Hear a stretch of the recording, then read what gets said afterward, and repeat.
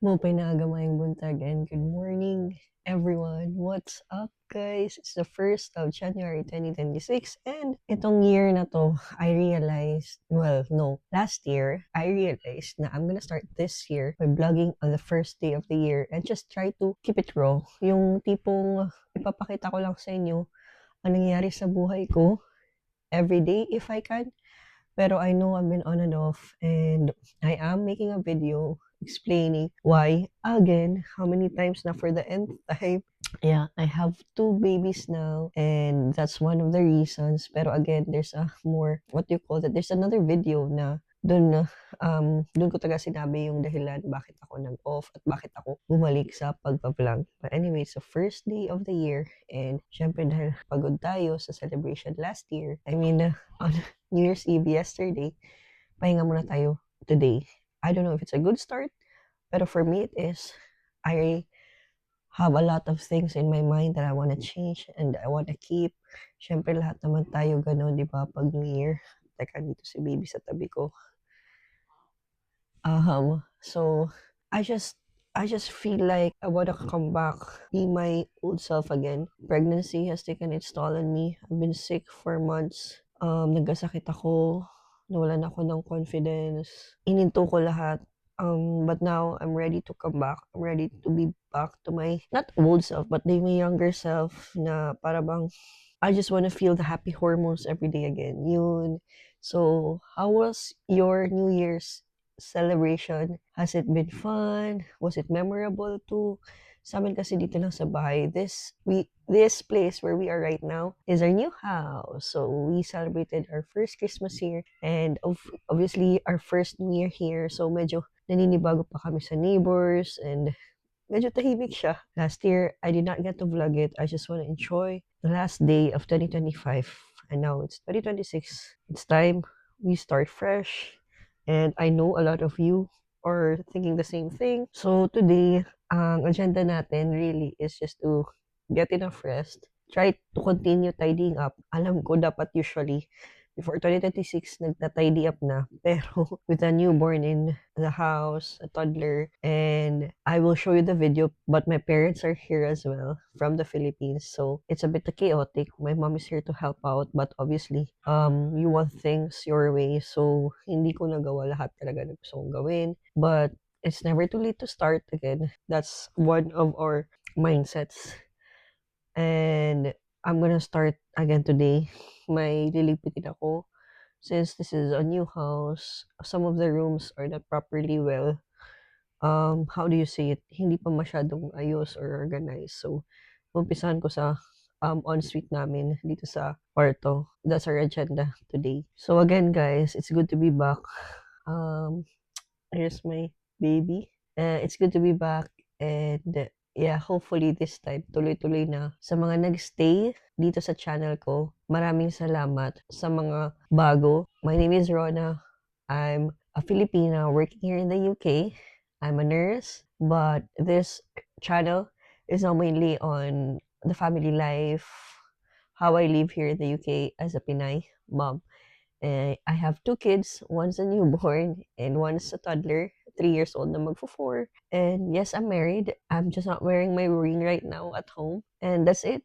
Hopefully you get to stay and watch how we change this year and also see more of UK through my channel. So again, guys, please do stay. Ako ay magti-tea muna dahil kaka-breakfast ko lang. It's 6 minutes to 12, so it was, I think brunch na din yun kasi mga 10 na ako nagising. Again, I hope you stay and continue watching until the end of the video.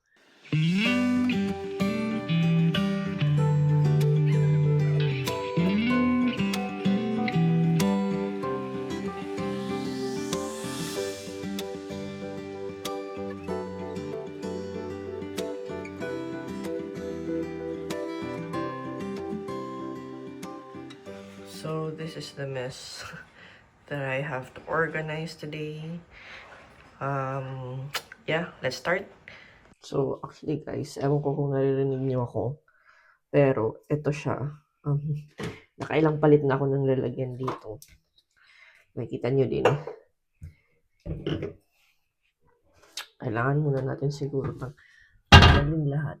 And then, saka natin i-arrange, i-organize. Okay. Bilisan ko na lang para makita niyo agad.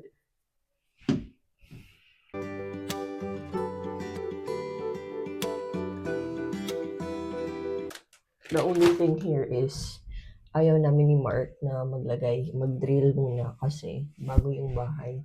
And yung advice was to leave it for a year. So, dahil hindi kami mahilig or hindi talaga ako personally. I like DIY but it doesn't like me. So, I decided to just buy a big shelf na hindi na kailangan i-drill.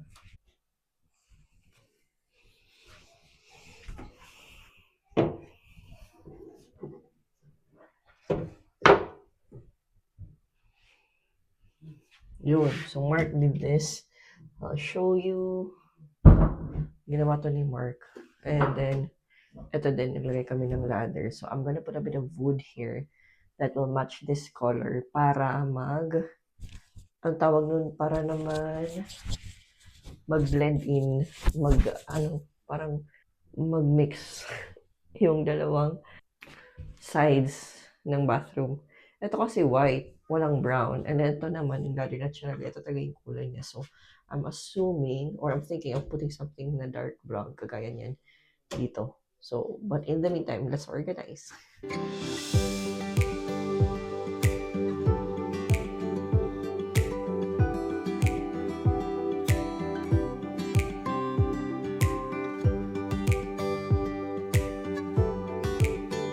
Don't ask me kung bakit ganito yung pag-arrange ko, but I don't know, I just go with the flow, I guess. Wala akong organization skills. Pero bahala na. Sana lang hindi makalat. Yun ang ayaw ko. Hindi again, pero ito, binili ko to sa Wayfair. I'm not sponsored, so pwede niyong hanapin na lang dun. Pero pag nagustuhan niyo talaga, you can let me know. Put it in the comment section and I'll give you the link.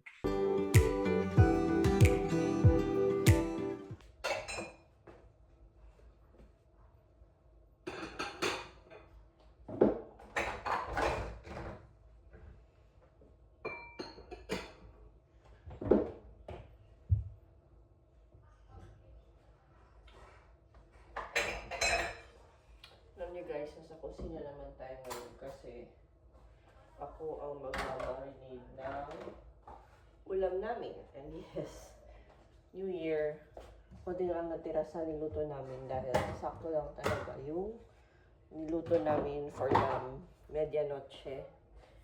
Ay, pasensya na kayo guys. Malapit na ang ating balik-arin daw program. Pero at the moment, let's just enjoy the time with the family, resting. Tomorrow, may lakad kami, so I'll bring you along. And then, let's see. I'm so excited for 2026. So, let's see what this year has to offer us. Apparently, pag year of the ghost, swerte. So, sino ang year of the ghost ko siya?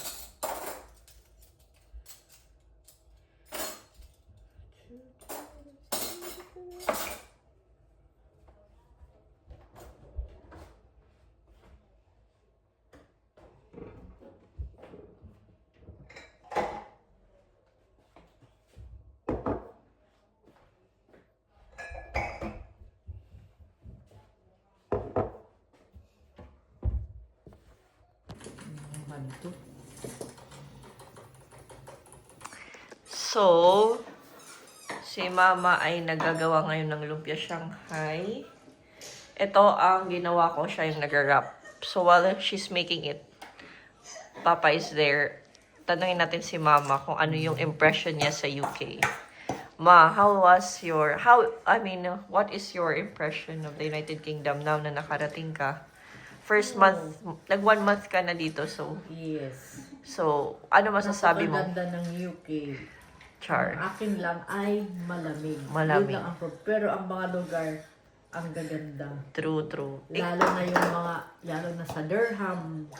Oh, wow. Ang ganda doon yung cathedral nila.